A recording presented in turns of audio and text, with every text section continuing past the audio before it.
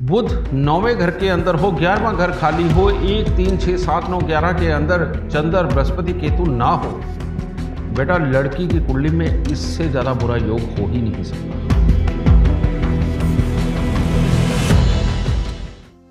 जय माता दी।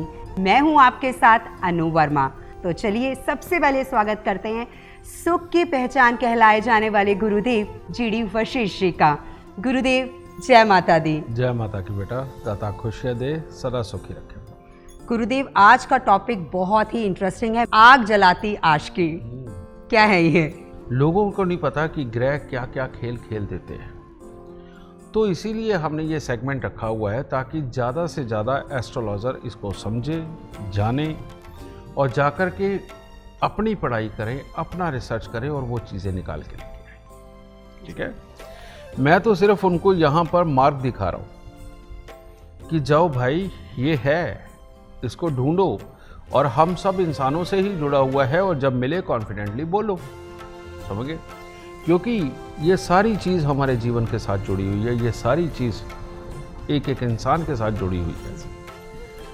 तो आग जलाती आशिकी, इसका मतलब क्या है जी। बेटा? ये आज की डेट में समाज की सबसे बड़ी बुराई की मैं बात करने लगा, सबसे बड़ी बुराई जी।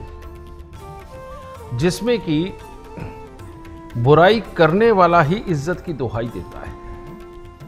समझिए कैसे?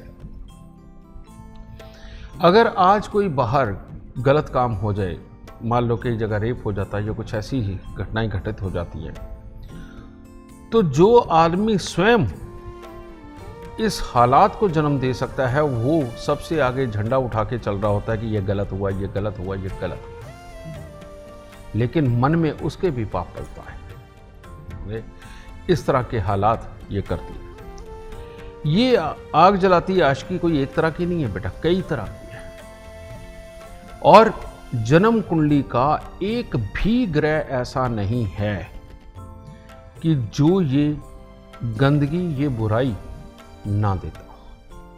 एक भी ग्रह, चाहे सात्विक ग्रह लगाओ, चाहे पापी ग्रह लगाओ। उल्टा पापी ग्रह तो बहुत कम करवाते हैं इस काम को। जो शुभ ग्रह जिनको आप मानते हो, समझे, चाहे वो चंद्रमा हो, चाहे वो बृहस्पति हो, चाहे वो सूर्य हो, चाहे मंगल हो, समझे, ये जिनको भी आप ठीक मानते हो बेटा, ये उल्टा ज़्यादा पाप करवाते हैं। जैसे राहु है, राहु का संबंध शुक्र के साथ मिल गया और 7वें घर के साथ मिल गया। क्या करता है? हर वक्त दिमाग के अंदर सिर्फ विपरीत लिंगी की चाहत ही रखता है, चाहे लड़का हो चाहे लड़की। अब घरों के, ये तो शुक्र है कि हम सनातन से जुड़े हुए हैं, तो यहाँ हमारे परिवार के संस्कार ज़्यादातर लोगों को रोकते हैं। शहरों में ये बेकाबू हो चुके हैं बेटा, मैं साफ बता रहा हूँ, शहरों में बेकाबू हो चुके हैं। अब तो जो हमारे दूर दराज के गांव देहात या छोटे शहर पड़ते हैं, वहां अभी भी संस्कार बहुत बड़ी मात्रा में जीवित है, जहां पर काबू होते हैं। ठीक है, तो वहां का जो वो डर है वो इस योग के अंदर गलती नहीं करने देता, लेकिन तलाश जारी रहती है। समझिए जी। तो ये हर वक्त दिमाग के अंदर ये चढ़ाई रखता है। और शहरों के अंदर ये खेल क्या करवा रहा है? पेड, यानी कि पैसा खर्च करके अय्याशियां करना। और शहरों के अंदर बेटा याद रख लेना कि आदमी नहीं, औरतें भी ऐसी अय्याशियां करती हैं। सूर्य 8 का, बुध 9वें घर के अंदर हो, 11वां घर खाली हो, 1, 3, 6, 7, 9, 11 के अंदर चंद्र बृहस्पति केतु ना हो, बेटा लड़की की कुंडली में इससे ज्यादा बुरा योग हो ही नहीं सकता। समझे?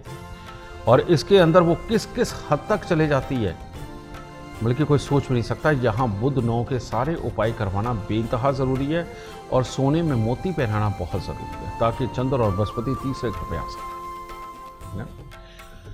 सूर्य 8वें घर का बेटा शादीशुदा जिंदगी को तबाह करके रख देता है। आदमी की बीवी उसके ऊपर जान छिड़कने वाली भी हो, आदमी कहीं और इश्क बिठा बैठता है। इसमें तो यहां तक के हालात देखे गए बेटा कि सूर्य 8 में है। ठीक है, दामाद का संबंध किससे बना? अपनी ही सालेहार के साथ, यानी अपने साले की बीवी के साथ। सालेहार की कुंडली के अंदर शुक्र राहु का मेल है, समझिए, उसका संबंध बना अपने नंदोई के साथ। तो यानी एक घर में बेटा भी बर्बाद, बेटी भी बर्बाद, और वो निकल कर दोनों निकल लिए। समझ गए? इतने बुरे हालात पैदा करते हैं। तो अब सूर्य का तो एक ही इलाज है यहाँ पर कि वजन के बराबर, यानी कि जैसे तुला दान करते हैं, गुड़ गेहूं का दान दें, उसमें तुला दान के अंदर गेहूं पूरा तोल लो और 11 किलो गुड़ उसके ऊपर रख के गौशाला में दो। हर महीने दो और 8 महीने तक लगातार दे दो, महीने में एक बार। ये बुरा दोष जाएगा। शुक्र राहु 7वें स्थान पे है, तब भी शुक्र राहु है। और शुक्र राहु दृष्टि से मिल जाए तब शुक्र राहु है जी। ठीक है। शुक्र राहु इकट्ठे हो तो शुक्र राहु। तो दूध में मक्खन वाला उपाय 43 दिन का मंदिर में, नीले फूल दबाने वाला उपाय 27 दिन का, चांदी की डिब्बी में शहद भर के जेब में रखने वाला उपाय बहुत ज़रूरी है, तब जाकर के ये आग लगाती आज की शांत बैठेगी। गुरुदेव बहुत बहुत शुक्रिया कि इतनी महत्वपूर्ण जानकारी आप हमें देते हैं, और जो बातें आप हमें बताते हैं वो हम सब पर बहुत गहरा असर छोड़ती है, और जो उपाय आप हमें बताते हैं ना, अगर हम वो कर लें तो हमारा जीवन बहुत सुखमय हो जाएगा। बिल्कुल बेटा, बिल्कुल। ये बातें इसलिए भी बताई, जब इंसान 30 साल की उम्र से निकलता है ऊपर, 32 साल क्रॉस करता है, तब तो संभल भी जाता है, समझ जाता है।